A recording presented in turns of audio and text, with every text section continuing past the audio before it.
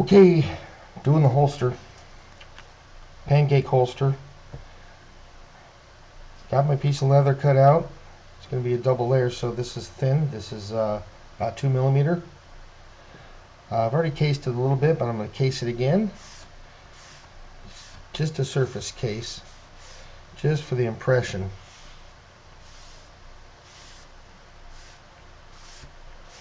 Alright, position my holster so that I have no space. I like to use my awl when I can find it. Where is that darn thing? Oh, there it is, right in front of me. Alright, boom.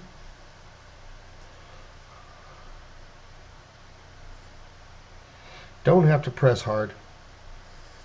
Just enough to get an impression onto the leather. Doesn't have to be beautiful. Alright, just go around the outside. Oopsies. There we go.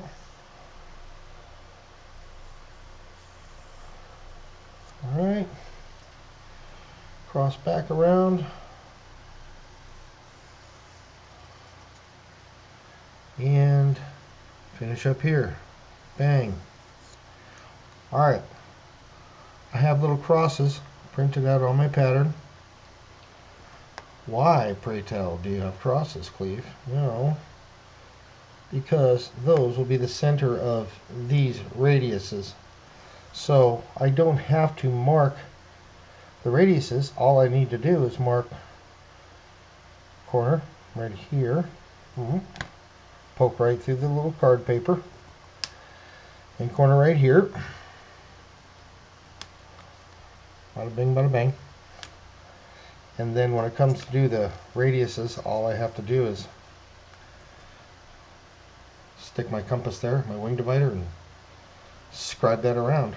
Now, oh, the fun part. I'll put a dot here, and a dot here, and a dot here, and a dot here, and a dot here.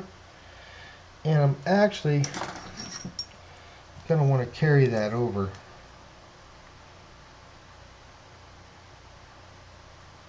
to here. I can make a little mark, doesn't have to be a dot. I'll do a crow's foot. And then here and here. Why? Because that is where my stitch line is, and this is going to be a little shallow radius instead of that sharp radius. Okay, now remove this. Bang. Oh, there's everything. Got the marks and all. Bada boom.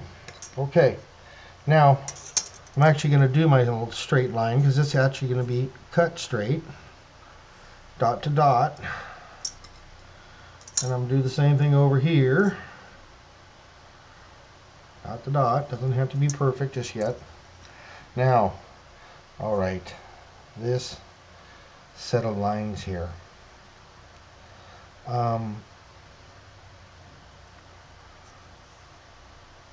You want to be really careful. Just a little light scribe. Super light. Oh, the reason that you want it super light is because if you don't make it super light, you'll actually put it in the wrong place like I just did. And you won't be able to change it. So now I can, because that's super light, and I'll tool over it. One more. Super light. And then over to here. It's only 2 dots and I managed to screw it up. Alright. Bang. Alright, now remember those? Go from my dot here to my crow's foot over there. And I'm going to go from this dot, and then I'm going to go like this. Alright, just a little shallow line. Doesn't have to be perfect. Okay, do I want to make those radiuses? Sure, why not? Compass. Best to do this before you get it on the slab, I guess. That way you don't end up making a tearing it up. Okay. Oopsies. No. Not that far. Go to my dot. Alright, cool. This can be deep. Won't matter because it's going to get cut out, like I said. Alright. 1.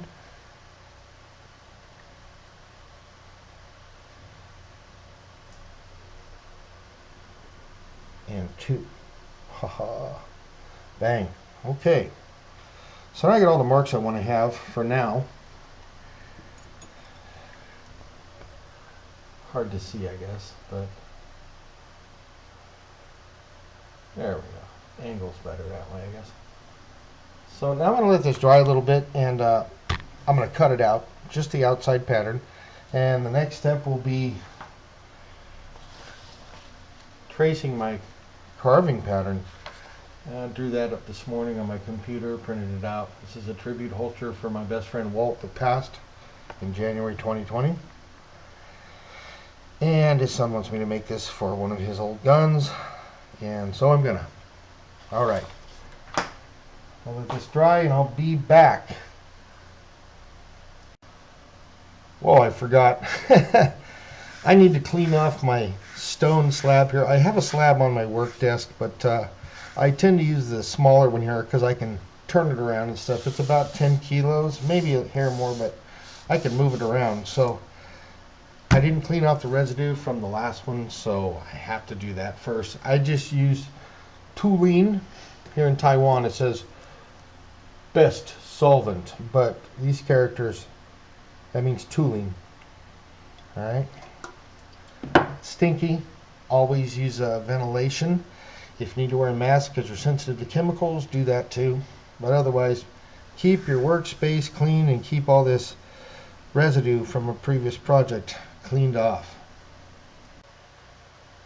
Incidentally, I use this sandpaper for a couple reasons. One is that if you use a cloth with these solvents, the solvent just absorbs into the cloth and then you end up wasting a bunch of solvent.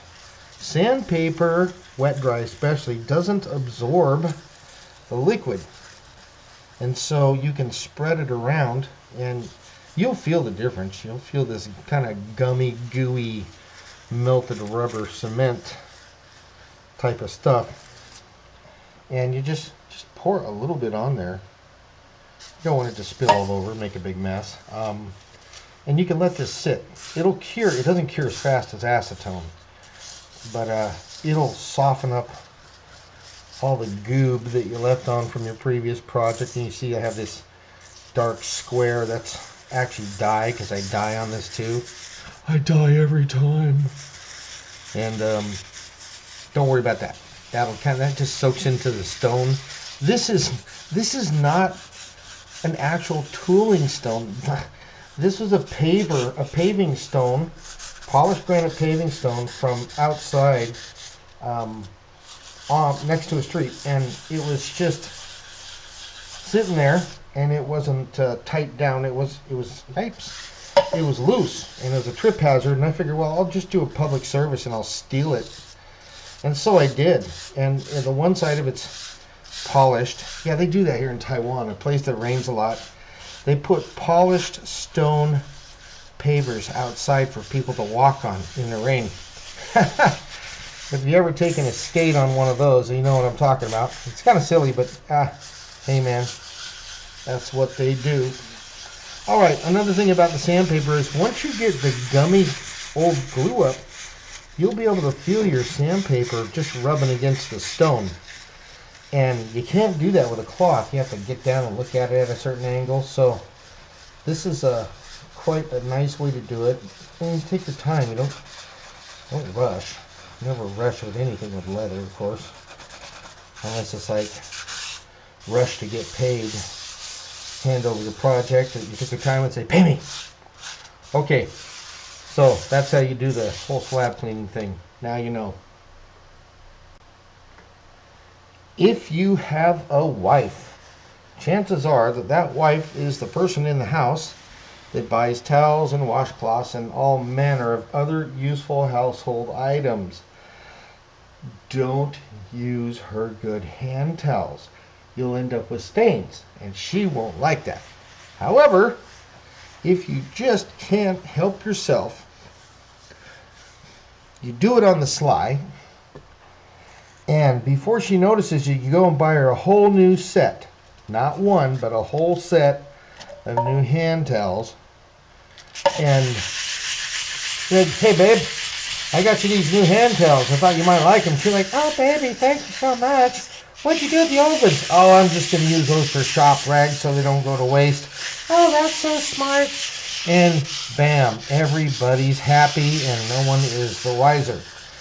By no one, I mean your better half. Of course, that only works if you have a stupid wife.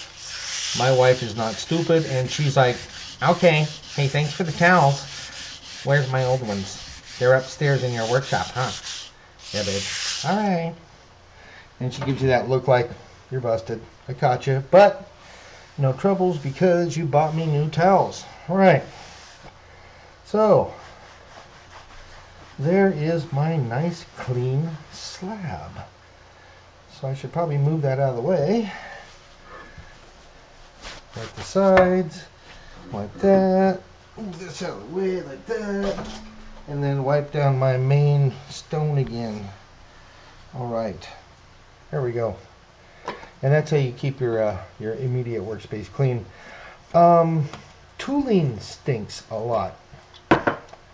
And it's not good for your health to breathe it, so hang it outside.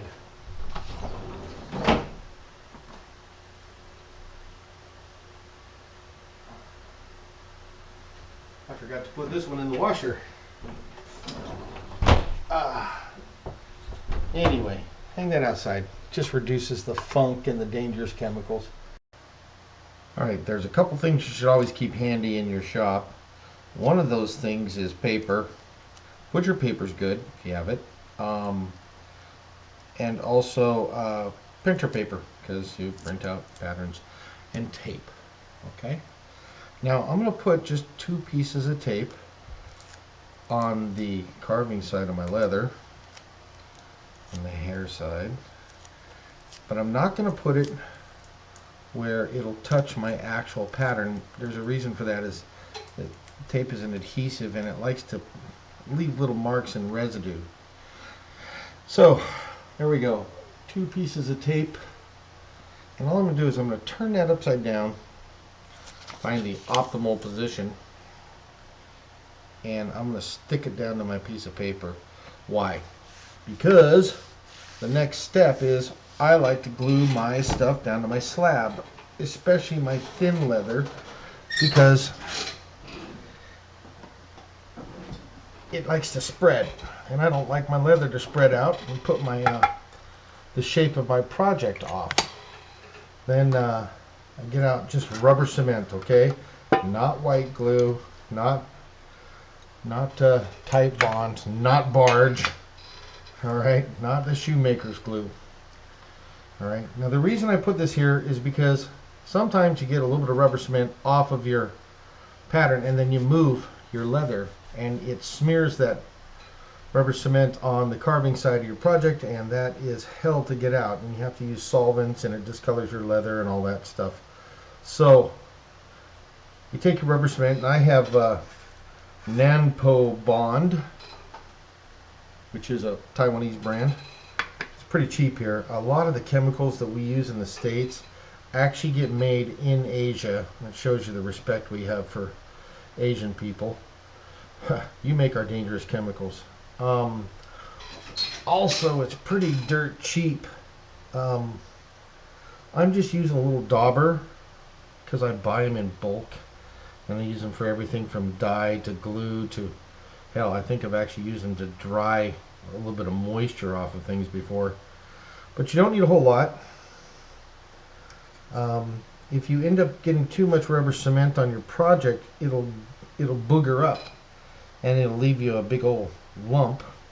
So if you get too much on your dauber, like I just did, spread out the majority of it onto your project, and then you can feather it back towards the edges and back towards the inside. And that's kind of how you do that.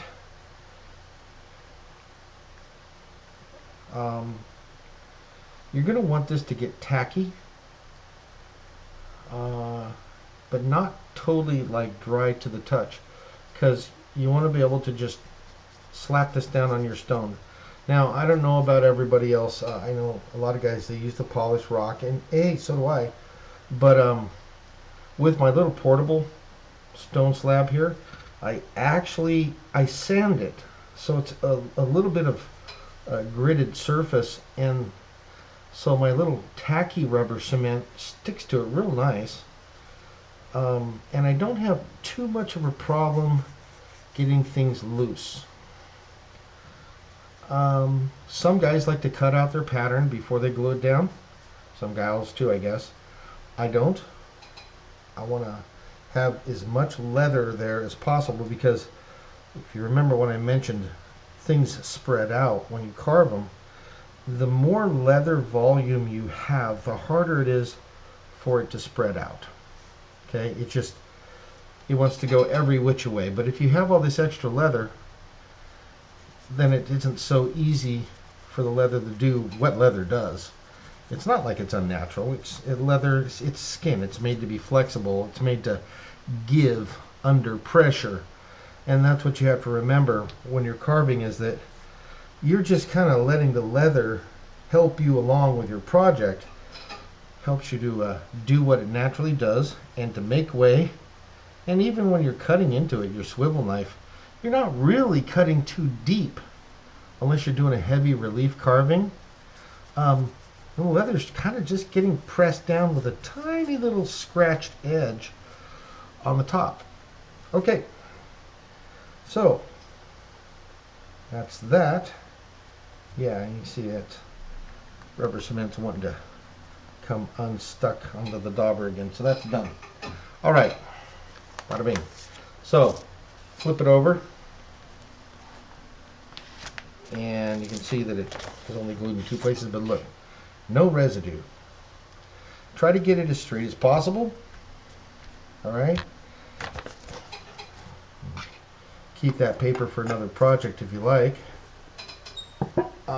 Because I cased my leather, that paper's a little bit damp and wrinkly. Hard to see. It's darn light. All my marks are still there. Now I'm going to case this again, so I can, two purposes. One is to put some moisture into the leather, and two is you can actually see the scribed in pattern. Why do I need it? I have a template, right? It's got the shape. Well, kind of helps to line things up. So call me silly. There we go. And you can actually see, let me see, I'm going to turn my light, see if it makes a difference here. Yeah. Wow. Wow. There, you can just barely see the outline of my pattern, so that's cool. That's the way I want it. Now, this gets a perimeter stitch around the whole thing, as well as stitching in the body of things. And so I'm not going to cut it out or mark my stitch lines until I've done all my carving and I've got it all ready to go. Then it'll get cut out, and then I'll do all my other prep work. So that's applying everything to your slab and getting it prepped for carving. Next section is going to be transferring the template, or the carving template, and we'll get on to the carving after that. Alrighty then. Okay, one thing you don't really want to do is you don't want to transfer your pattern when your leather is super wet. You know, listen, take a break, go get a cup of coffee, run to the store, whatever. Let the moisture after your casing dry out a little bit. You know, wait till it starts to lighten up, because you're going to be using a stylus or a ballpoint pen, whichever you prefer. And the stylus has two heads, one skinny, one fat. But the thing is that I use an industrial grade drafting acetate to print my patterns on, and I don't like to use a small tip because it'll cut through it, it'll rip if you use a small tiny little thing. So I tend to use a ballpoint pen. Now, when the leather's super wet, it's kind of spongy, and you have to press harder to get the pattern to transfer, and then you end up with these fat lines. And you don't want fat lines. You want little skinny, just barely visible, your visibility. You want your vision range to show up on your leather, because if you have these fat lines and you've pressed too hard, it means that when you go to swivel knife this, when you go to cut it in, you're going to be wandering all over the place, and your swivel knife may actually catch in this, deep rut you made. And that just, you can ruin something when you're doing something a little bit more delicate. Now, I'm doing an eagle, an eagle with, and they got feathers and fine lines and stuff. And I definitely don't want to screw this up. I want it to be nice and clean. I want to go put some detail in it. So when I drew this, obviously I drew it with the most simple lines and not with all the detail, because that's the part of carving. That's the point of it, is you're going to add all the details. So I have to let this sit for a little bit. I pressed down a little bit deeper along the edge because the template I used is the actual template, and the eagle template is actually got a little bit of a difference in width. So it'll line up okay in the end, but so I had to darken my line so I could line everything up and I can see through the transparency to do that. So like I said, I'm going to let this chill for a little bit and air dry, and once it starts to changing colors, I'll put the applique on here. And we're back. So while you were away, I took the time to actually use a ballpoint pen to go around the outer perimeter. Don't do that in the body of your carving, because that ink will stay. At least when it's on the outer part and you use a good ink, it won't spread out. So I did this so you could see the shape. I also took time to punch my little corners here just to mark them and to make deeper scribe lines in a couple places. So you'll see that my carving pattern is right here, and you're like, holy crap, but your outside pattern's bigger than your carving pattern, Cleve. Yeah, it is, because I have to account for the bend of the gun that goes in it. Otherwise, I'll end up with a holster that's all nice and pretty carved and it doesn't fit, and that would suck. And I don't like when that happens to me. So that's laid out where I want it to be laid out on there. Now, okay, here's the thing. When you are going to tape something down, have your tape ready. Have a bunch of strips ready. All right, so you don't have to let go of your piece. Also, cut your piece, your tracing pattern. You can either make it so it's all the way past the edge of the leather and you're gluing straight to your slab, or like I did, I want it to kind of stick to the leather, the part that's not getting cut into. Hold it more secure. Get all four corners. And you want your pattern to be as flat as possible with no bunching, no gathering. Now, obviously I can't glue across the pattern, so I get it right here, and then I'm going to get it right here because that's covered up by the tracing film, and it won't hurt nothing or anything for that matter. Blah. All right, and you just secure your tracing pattern. You want to make sure it doesn't gather up or get bunched, because if you do, you will have irregularities in your pattern once you got it all scribed out. Now I have right there. It's okay if you put the tape over your tracing pattern, not a big deal at all. Alright, so I'm set up. Now I got to trace. So I have my go-to MIT pen. Boy, they love these little things here. They just, all sorts of little emojis and stuff. I think Taiwan is the land of emojis. I prefer something with a little bit narrower point, but quite honestly, this ink that's on my transparency will transfer over to the ball and it'll get gummed up and it will stop working. So I don't want to do that. Anyway, alright, gonna get ready to trace everything out here, so stay tuned.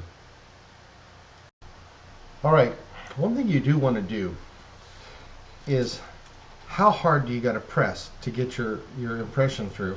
You take a piece of scrap tracing film and you lay it on a piece of leather and you start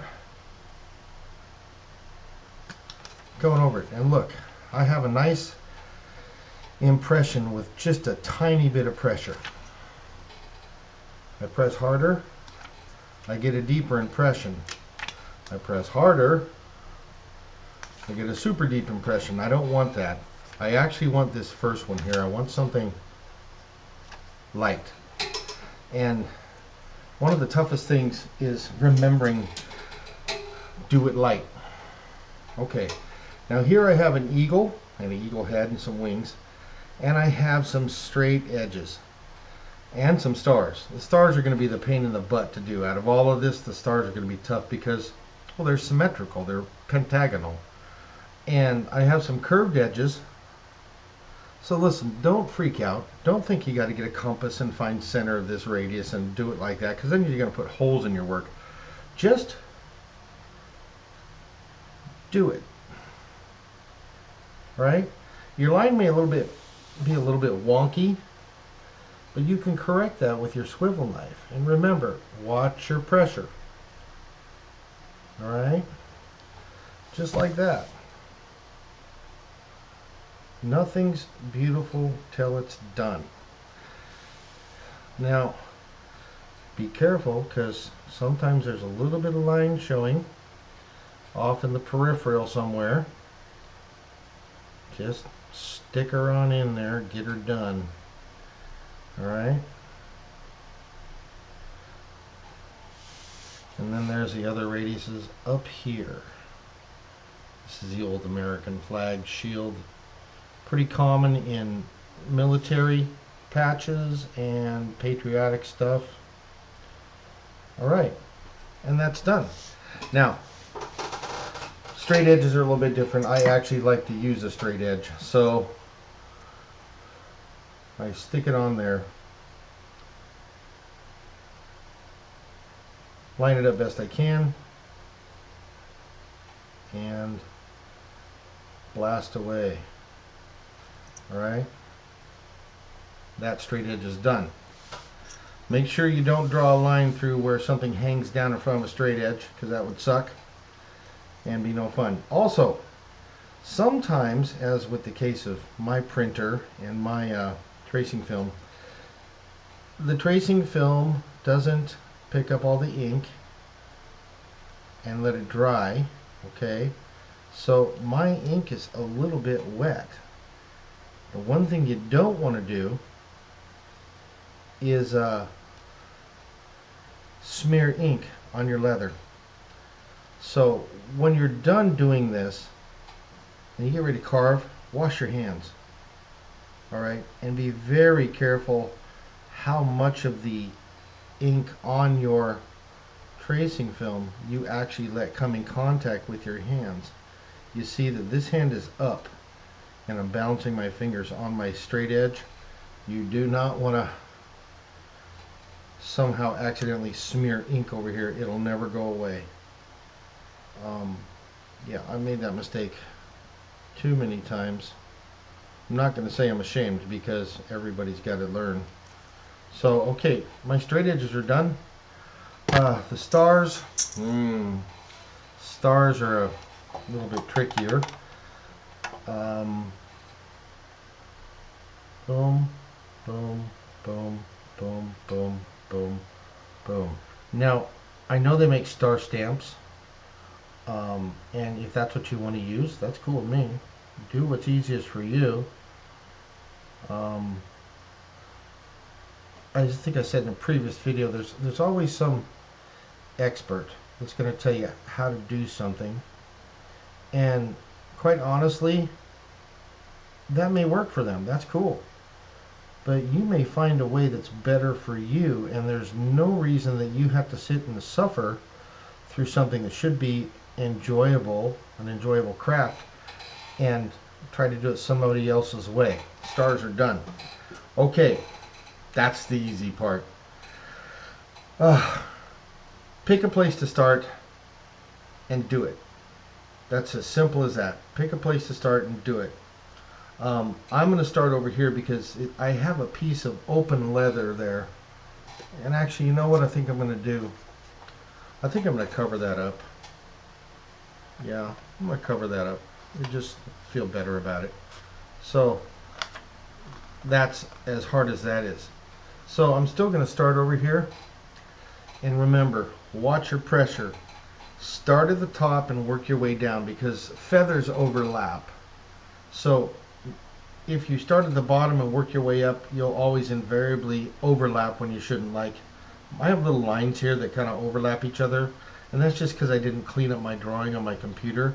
So I'll start at the top, and don't worry if the left and right is not perfectly symmetrical. Although birds are symmetrical, oftentimes their feathers are not. And it's not a big deal if you don't get it perfect. So once again, top to bottom,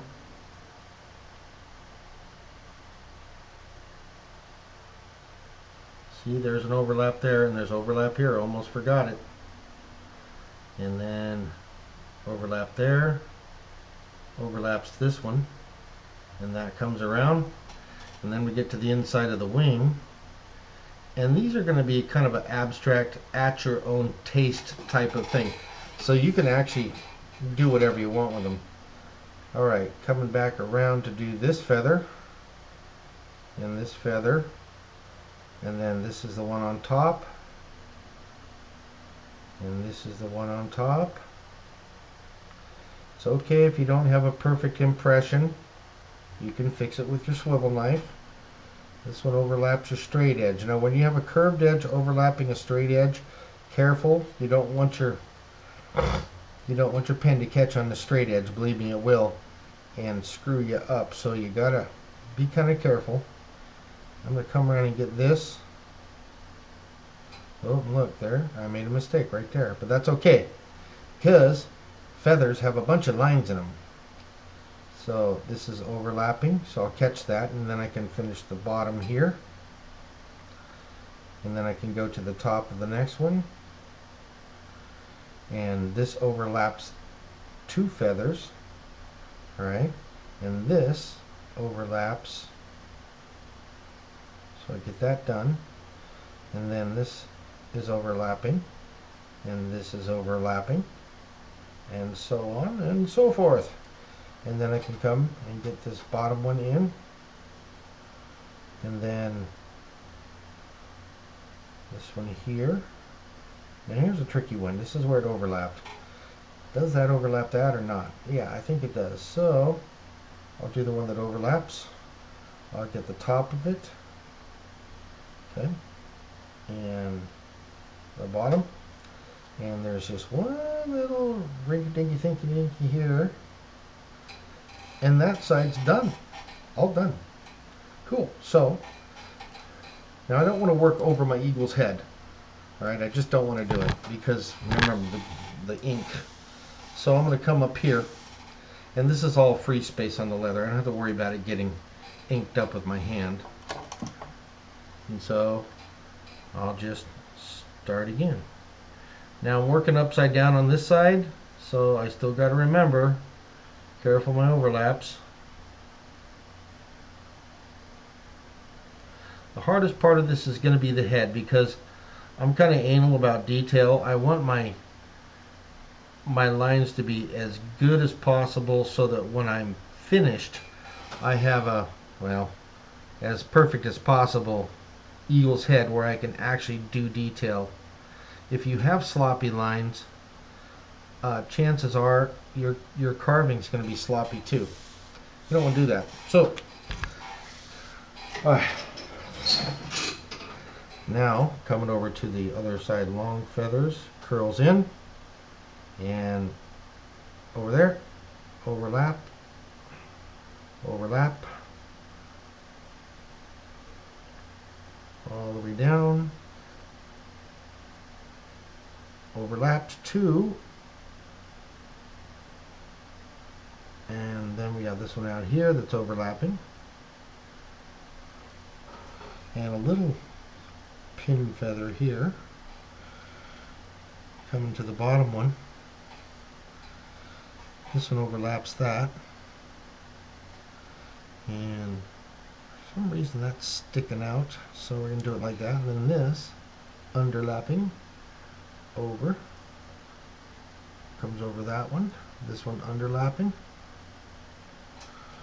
and this is overlapping. A little shoom, shoom, shoom, shoom, shoom. This, that's overlapping, same as the other side. Remember, making sure you don't get all hibbly-dibbly with your pressure. And then to the final one here. Now this is at an angle because the holster itself is straight, but the request was that it's forward cant, like FBI cant. So the wings are done. The shield is done. Alright, so that didn't take any time at all. It's just keep a steady hand. Now, the head. Listen, eagles are beautiful animals. And if you want to do some cheesy ass graphic like a football team or something, well, that's dandy. But you're carving leather, and you want your patterns, you want your design to be as clean as possible. If you don't get it right the first time, that's cool, because it's the first time. But you try your best. So I'm actually going to start at the top. So I'm going to go and turn my little stone around here, and you find the angle that's most comfortable for you to work with, and you adjust your light. Okay, so I'm sorry if you can't see it on the video, but I got to make it adjustable for me, comfortable for me. So I'm going to do the point of the beak here. That's actually pretty important. And then the part that comes down to the eye, and I'm going to spin it, and I'm going to get the hook of the beak over there. Beak's done. Now we have the bottom of the beak, and my lines are really fine because of the way I drew the picture, but that's okay. When you're doing leather, your actual pattern is far less detailed than your actual carving. Very abstract and not easy to see. Alright, so top of the eagle's head is done. I'm going to leave the eyes for now, or the eye, because the eye is kind of round and I want to be careful. I just want a hint of a line right here for the bird's nostril, because I have a tool that it's actually a finishing tool, and it looks like this, and that's almost the perfect size for that nostril. It's a little bit big, but I can work it. So just a line. All right, here.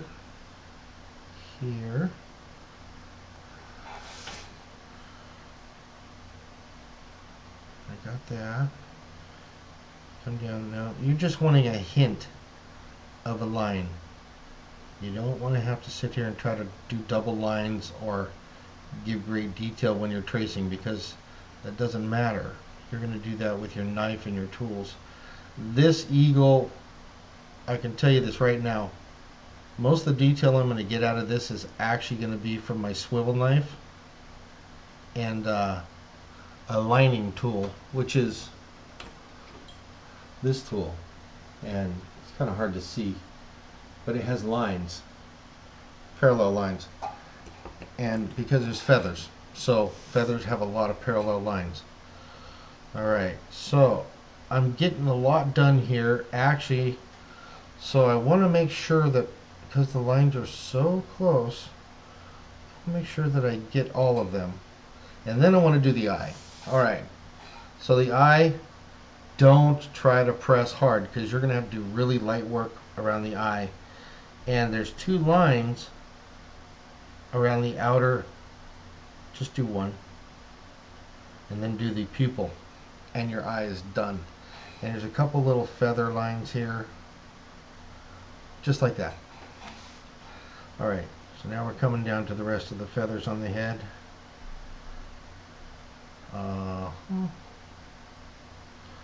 And now once again you're starting to cross over those straight lines and radius lines that you made with the shield. Be careful, don't get caught on those and get your pen jerked sideways.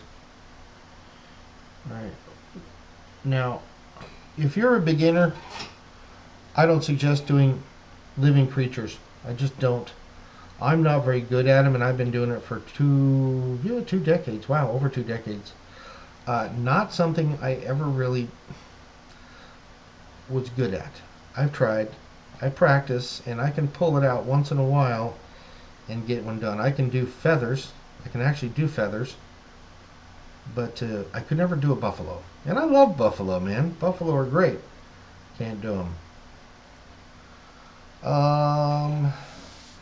Coming around, doing all these small little curves. And believe it or not, because of the width of your swivel knife, I use a filigree blade. So it's a real thin, and it's ceramic. So because of that, these little fine lines, they are not a big deal. I'm not even going to try to detail them because my swivel knife will actually be the detail. And that's one thing you got to think about. If you're doing leather work and you're a beginner, you're going to get a starter kit probably with the 7 stamping tools and a cheesy ass swivel knife.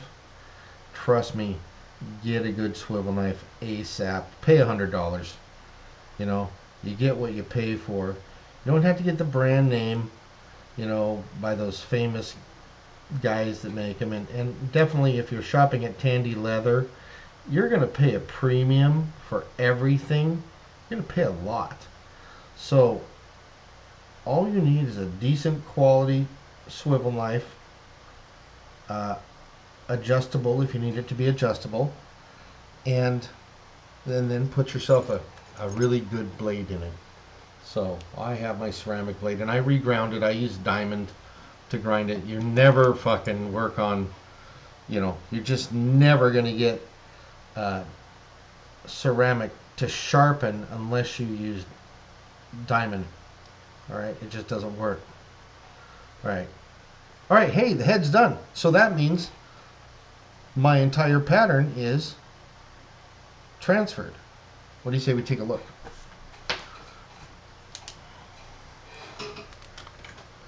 Alright. Don't cut the leather. Lift up your transfer.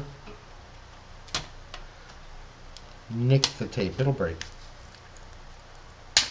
Alright, just nick the tape.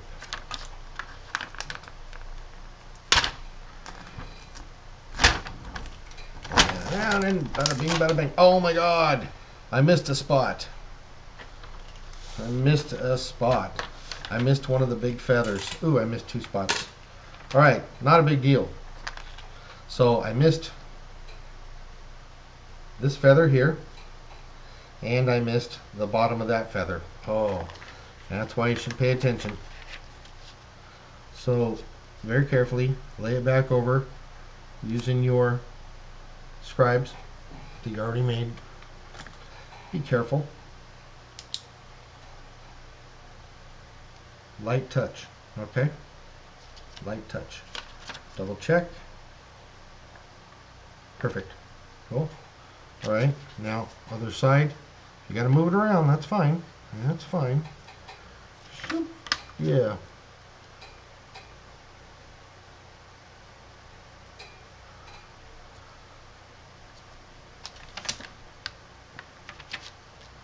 Yeah. All right. Cleaned it up. Oh, damn, did I miss something else? Looks like I did. Did I? No, that goes into that. Yes, I did. But I'm not going to do that. I am going to use my stylus. Right here. Right here, there should be a little doodad.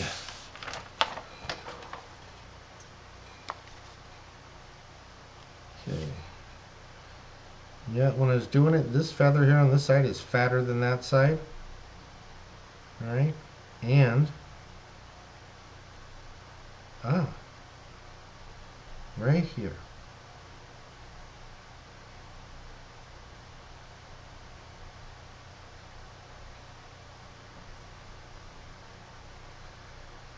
There we go.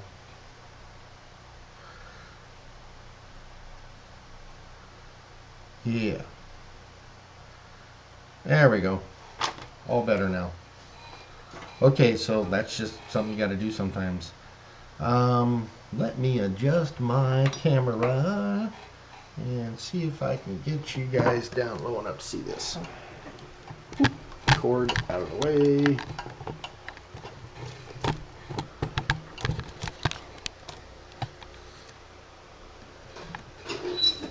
And so it looks so cool and lined up.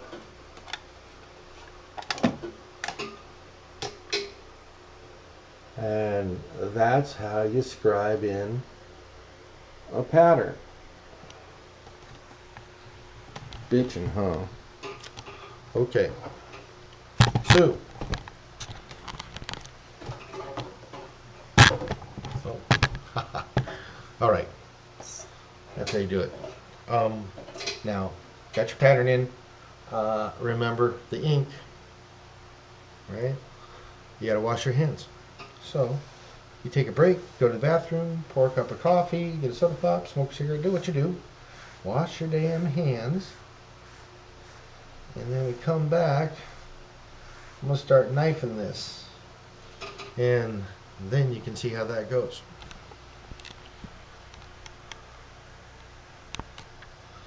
Let's see here.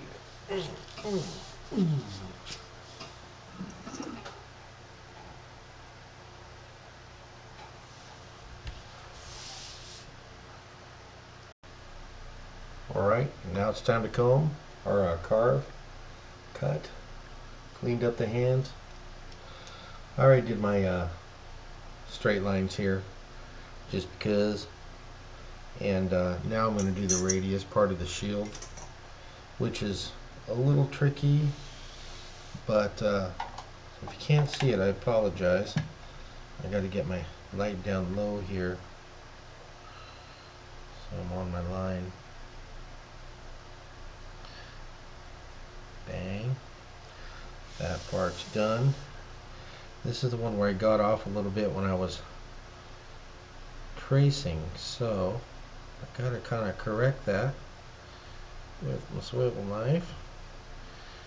Got that. And then that. And then that. Right, there's a little bit up here that's almost hidden. Okay. And that. All right. Then up.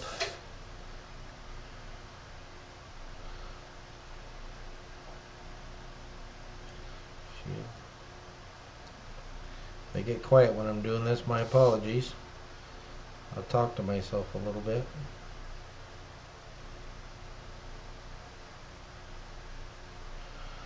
You don't want to get off these lines, especially when you got a lot of the eagle's feathers and stuff. I'm going to keep it nice and neat. Alright, and now the stars. Like I said, the stars are the hard part. So a lot of leather work is just a hint of something.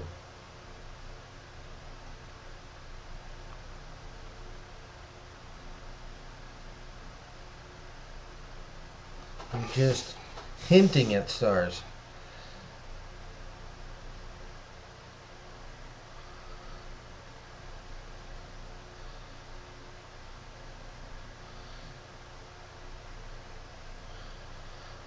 You want to make sure that your hints are kind of lined up with their line that are offset on the other side of the star. There we go. There's a star. It ain't beautiful, but it's okay. Ain't beautiful till it's done. I used to tell my youngest daughter that when she's a little girl, she'd get frustrated because she's doing something and then she'd throw it away because it was not to her liking. So I tell her nothing's beautiful till it's done. I miss her. I miss hearing her laugh and stuff, but I had her falling out, so she doesn't talk to me. I may seem friendly in these videos, but I'm probably kind of not the nicest person sometimes. And I reckon when you're a kid or a young adult, you don't want your dad to be a grumpy bastard. So that's life. And then that one, and then that one, and then that one, and then that one. And the stars are done. Remember, it's just a hint. Just a hint. Alright, so all the straight lines, the shield is done. The stars are done. Doesn't have to be perfect, and you don't have to make your cut lines connect. If you try to do that all the time, you're just going to end up with a bunch of leather that's kind of mashed together, because as you connect lines, the leather tends to squish. Especially if it's not the greatest leather in the world. I mean, this ain't Wicket and Craig. Alright, so I'm going to do the brow of the eagle right above the eye. Okay, now I'm going to do the eagle's eye, and you got to be careful. Better to do a light touch. Don't press too hard. If you stop and restart, make sure you line it up with your previous cut. So there's the outside of the eye, and then the inside, the pupil. Tiny radiuses are not easy. There we go. And that's done. Now, eyes are tricky as heck. When you do it, you have to be careful. I mean, when you start to use your tools to make the eyes pop a little bit, you want them to look realistic, okay? Unless you're doing a cartoon, which I am not. So I tell you what, I'll just do an eye right now. Just do that eye right now. You want to use a small beveling tool, okay? Very small. And the outer part of the eye goes in. So gently tap it in. Okay? If you look at an eagle, you'll see that their eye is kind of rounded, but it's recessed, at least in front and on top where they have a brow. Alright, so try to keep your swivel knife even, or I'm sorry, keep your beveling tool even, at an even angle. Alright, and then there's the brow part, and that's That's super important. You're gonna take it in kind of deep. And you're going to carry out all the way to the end of that set of feathers. Alright? So you actually have an inset eye. Alright. Okay, now the pupil right there, that doesn't pop out even more. So essentially you want it to be depressed and down a little bit. So you're going to do the same thing. But like I said, it's a hint. It's not a full-on beat it down until you've got a hole in your leather type of deal. And there's all sorts of beveling tools. I've made one of my own, which I use for things like this. And I just ground it so that it was rounded on the end. And I just have to find it now. Duh. Gosh, where is it? There it is. Yep. So I don't know if you can see it from the camera angle, but this one's rounded in front. So that's great for doing these tiny, tiny things like this. With the straight ones, sometimes you'll get a little bit excited and you'll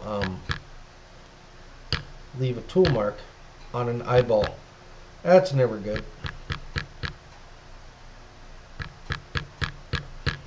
So you want that pupil in a bit. Now what's going to happen is when I go to put the color on this, I'm gonna seal the outer part of the eye, and then I'm gonna paint the inner part black. It's gonna get a drop of black. All right, so the eye's done for now. Let's see if you can see it there. There we go. Whoa! There's the eye. It looks sinister and predatory, like an eagle should look.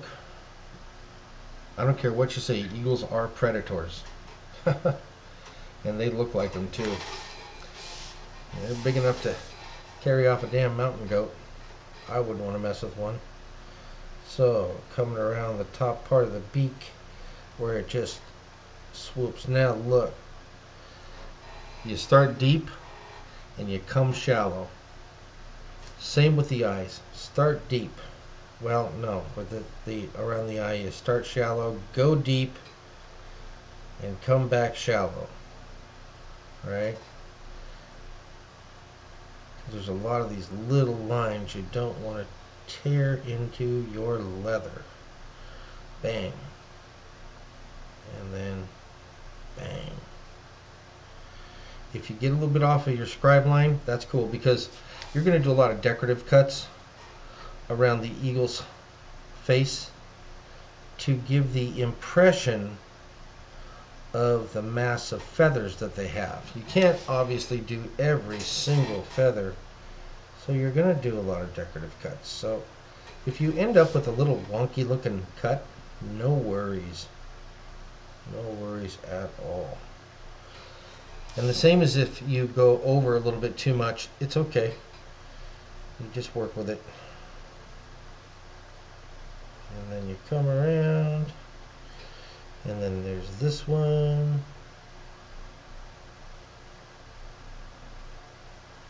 Yeah. Bitchin'. The hardest thing is when you kind of do a decorative cut right between two other cuts, and you want that to be so close, but you don't want to have your knife go zoom and slip over and make this weird rounded edge. That's not good. So do be careful. Of course, when I actually put this on YouTube, I'm going to speed up a lot of this stuff. So I'll be like, and the taps will be key. See, turn that. Yeah. That's coming up over the star and over the rim of the shield. And that's star.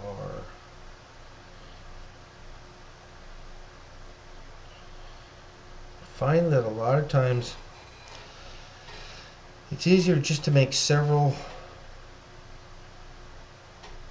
little tiny cuts, and you're never going to even bevel them or anything. They're just there for that illusion of depth. So don't try to do everything so darn perfect. Also, when it comes to casing your leather, don't overcase. Don't soak your leather and then go to do this when it's still super wet, because all you'll end up doing is slicing into your leather a bunch of times real close, and you'll end up with something that looks, well, like hamburger actually, or like your skin. If you fall down and you scrape the skin off your hand in a bicycle wreck or something, that's literally what you're going to look like. So be careful. Alright.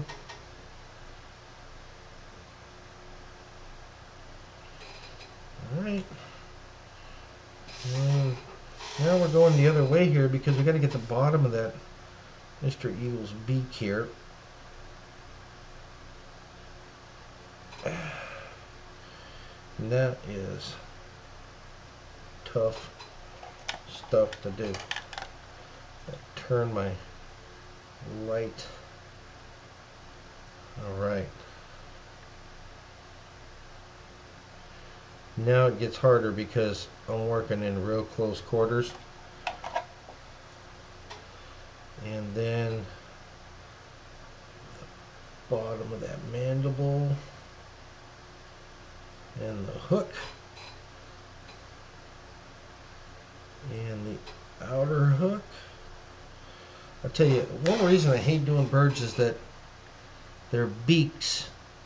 You ever realize how beautiful a bird's beak is constructed? I mean, the shape of it. Every single bird in this world has a very unique beak. Very unique beak.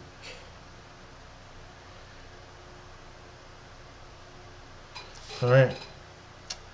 And that unique beak is done. Now, the beak is going to stand out. So, once again, with your swivel knife, or not your swivel knife, your beveler, now there's a shadow and there's skin underneath an eagle's beak, or surrounding the beak, not so many big feathers that it blocks it out. So you need something that gives a little bit of texture. And so I have a beveler that is great for giving texture. I have a couple. So I'll start out with the fine stippled beveler, if I can find it. You know, I put everything back the way it should be, and I can never find my stuff. Maybe you guys can see it. See it? So my smooth bevelers. There's one big medium-sized textured beveler. Oh, I know where it is. It's not in my rack. It's in my to-go box. It's when I have to work. When I'm working on something when I'm at work, because I'm a school teacher. Yeah, there it is. All right.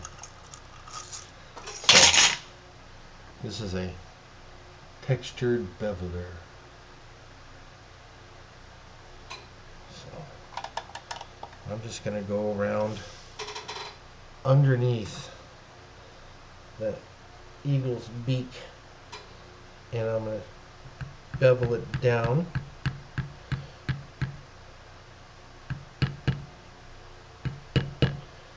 Now, of course, the beak is rounded, so when you're doing this, when you're swivel knifing the beak, don't try to cut it deep, because you want it to round out a little bit. Oh, as you're beveling. And you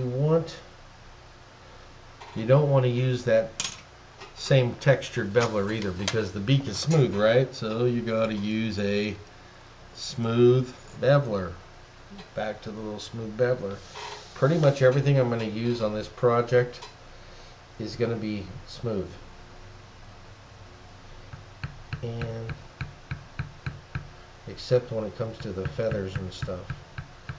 So I'll go over a little bit. Okay. Like that. And then I'll come around the top here of the beak. And I just want it to get a smooth, kind of rounded edge. Alright? Not even doing it hard. And then I'm going to come around the front of the beak too, which is, of course you can't see that in the camera because my light's so stinking bright, but I'm half blind, so my apologies. Oh, there we go. So, and around the main part of the beak, because it's round.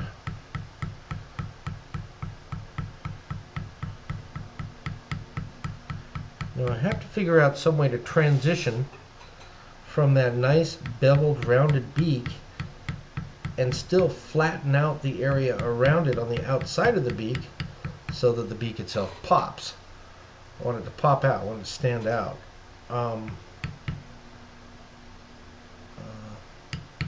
Now there's a little mark, you probably can't see it, but that's I didn't cut it. It was just a tracing mark, and I'm not going to cut it, but I am going to bevel it.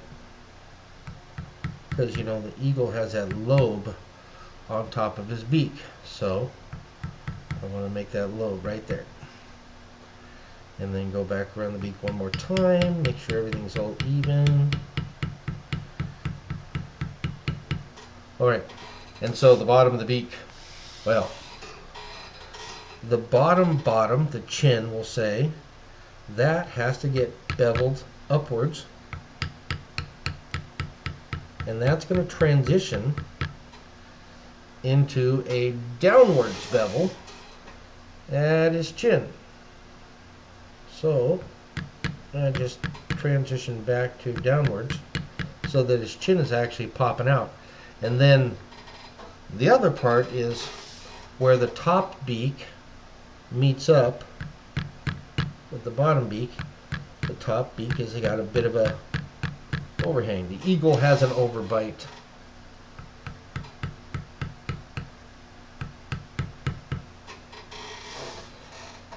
And it's going to get beveled to the outside. So the top of the beak was beveled to the inside. The bottom of the beak is beveled to the outside. Alright. Cool beans. So now we're getting somewhere.